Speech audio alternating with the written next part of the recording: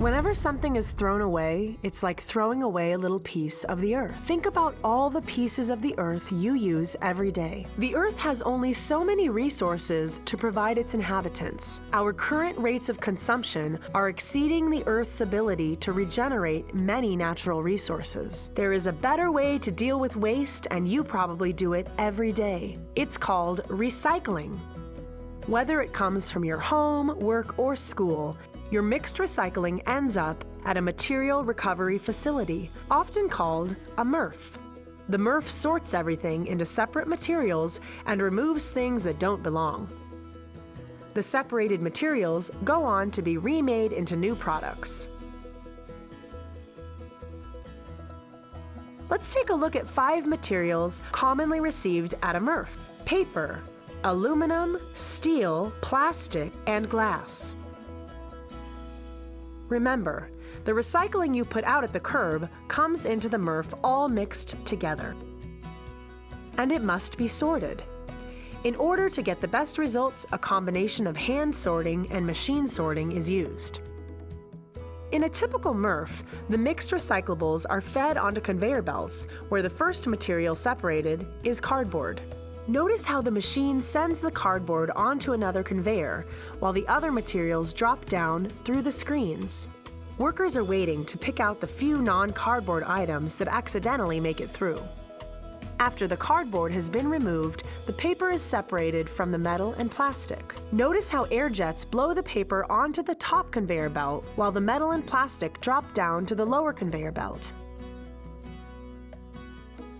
The paper then passes under rotating magnets, which pick out any tin cans or other steel materials that still made it through. Next, an eddy current separator uses electrically charged currents which literally eject aluminum cans from the conveyor. Now that all the recyclables have been separated, they are compacted into bales for efficient transportation to markets. Contamination is a problem for all recycling programs. This means materials that aren't recyclable or should be collected separately, like plastic bags, have been mistakenly included. If you're not sure what is recyclable in your community, check with your hauler. We're now going to look at how the 5 commonly recycled materials are made into new products. Let's start with paper. Producing new paper from recycled material saves 40% of the energy it takes to make it from trees. At the mill, the paper bales from the MRF are broken apart and pushed onto a conveyor belt that drops the paper into a hydropulper. A hydropulper is like a giant blender that breaks the old paper down into a slurry called pulp, which is more than 90% water. Wood chips are processed and added to increase strength. Detergents and chemicals are added to the pulp to dissolve and carry away the ink and to bleach the pulp to make its color brighter. Recycled pulp requires far fewer of these chemicals. The pulp is sprayed onto giant felt rollers where most of the water is removed. By the time the pulp mixture gets to the end of the belt, it's solid enough to be lifted off and fed through steam-heated rollers. These further dry and flatten the pulp into a continuous sheet of paper. The paper is trimmed so that the edges are smooth. Then it is threaded onto huge rolls called logs. These logs can weigh up to 5 tons. Each log is cut into smaller rolls that are sent to the manufacturers who make the products we buy. Here are some examples of products made from recycled paper.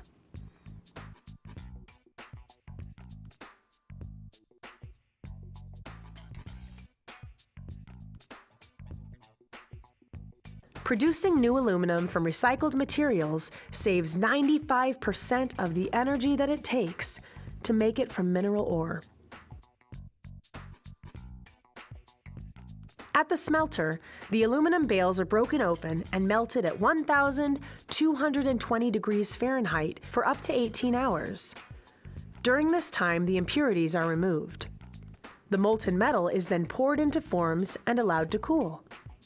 The metal is flattened into sheets, then rolled into large spools, which are sent to a can manufacturer.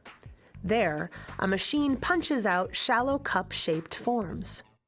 These cups are placed on a cylinder and forced through a series of rings, stretching the walls of the can to their final shape. The fully formed cans are then loaded onto conveyor belts for labeling.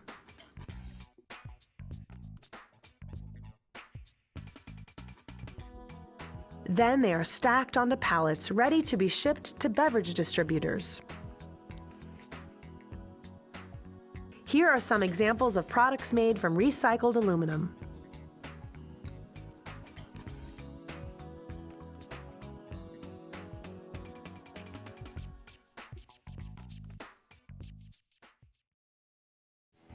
Producing new plastic from recycled material saves 33% of the energy required to manufacture it from fossil fuels, primarily natural gas and oil. There are hundreds of different kinds of plastic, more than 46 of which are in common use. Just by looking at the plastic container, a person may be unable to distinguish its chemical properties. The numbers 1 through 7 on the bottom of the container identify the resin type, but don't tell you whether or not the container is recyclable in your community. At the plant, the bales of plastic are broken apart and sorted by the type of resin they are made from. Once the plastics are separated, they are chopped into small flakes, washed to remove contaminants, and formed into pellets. These pellets are the raw material used to make new plastic products. There are several methods used to make plastic products. Let's take a look at how plastic bottles are made. The plastic pellets are first loaded into a hopper, then fed into an extruder, which is a long heated chamber that melts the plastic and moves it through with a continuously revolving screw. At the end of the extruder, the molten plastic is forced out through a small opening into a series of molds to create what are called preforms. After cooling, the molds open and the preforms are ejected. To complete the bottle making process, the preforms are dropped into a chilled mold. Using heated, compressed air, the preform is blown to conform to the shape of the mold.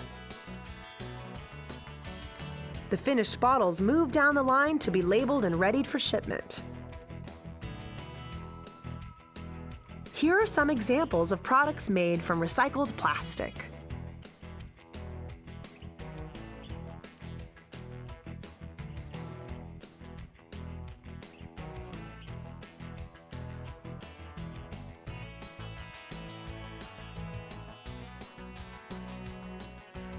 Producing new steel from recycled materials saves 74% of the energy it takes to make it from mineral ore.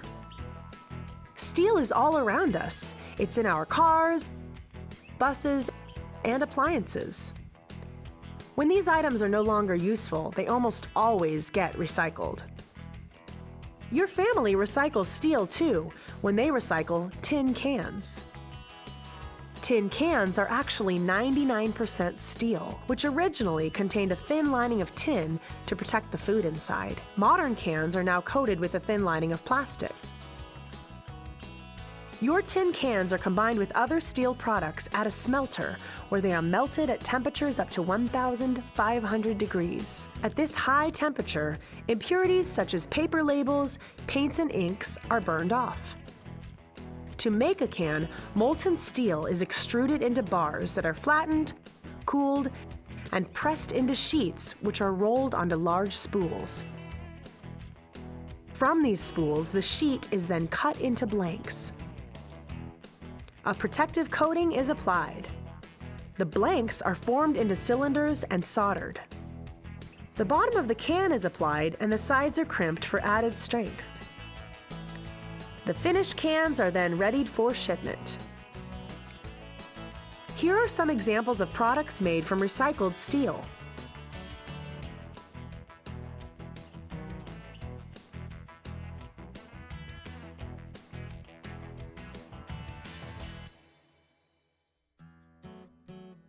Producing new glass from recycled material saves 30% of the energy required to manufacture it from raw materials.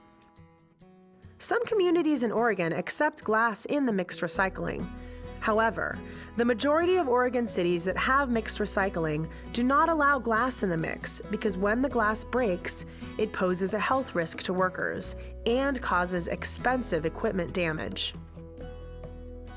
At the recycling facility, glass is scooped from piles into equipment that breaks the glass into small uniform pieces called cullet. The glass is then washed to remove residue and dirt that could cause imperfections in the new glass. It is then screened to remove contamination. Magnets remove metal rings and caps, while vacuums pull out unwanted plastic. The cullet is fed into a 2,200 Fahrenheit furnace. Soda ash and limestone have been added for stability and to lower the melting point. In the glass forming machine, compressed air pushes globs of molten glass down into molds. Glass must be cooled slowly or it will shatter. These bottles appear red because they are so hot. After cooling, they will actually be brown.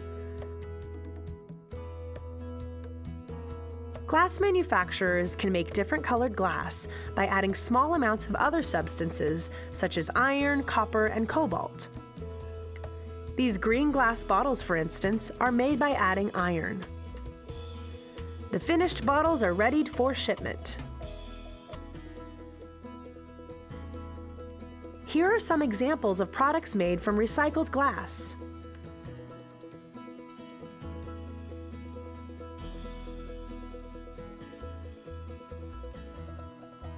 We've made many advances in how to recycle our Earth's limited resources. We continue to explore new ways every day to live well without taking more than our planet has to offer. It's important that we also remember to reuse what we already have and to use only as much as we need. You can help. Before you buy something new, ask yourself, do I really need this?